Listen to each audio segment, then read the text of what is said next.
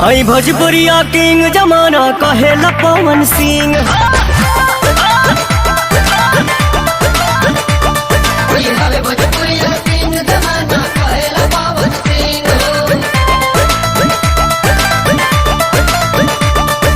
Beautiful body बा तोहर sexy sexy look हो, ऐसे चलबू तान के सीना चल जाई बंदूक हो।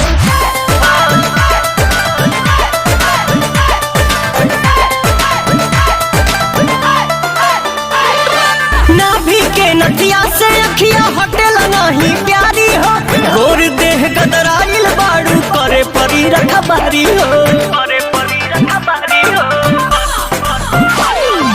नाभि के नथिया से अखिया हटेल नहीं प्यारी हो, गोर देह गदराइल बाड़ू करे परी रखबारी हो, करे परी रखबारी हो, करे परी रखबारी हो। हमके लफुआ मत बूझा तू हकील नहीं डिंग हो।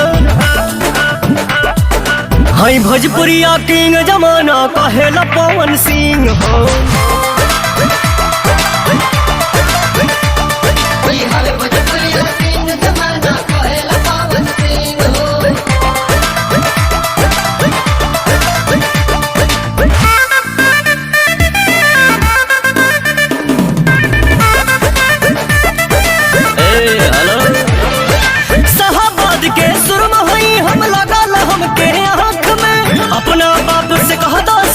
हो जाए बैसाख में, हो जाए बैसाख में, हो जाए बैसाख में। शाहबाद के सुरमा होई लगल हमके आँख में, अपना बाप से कहता शादी हो जाए बैसाख में, हो जाए बैसाख में, हो जाए बैसाख में। अभी ये मांग भराला मत करवाबो तू किंग हो।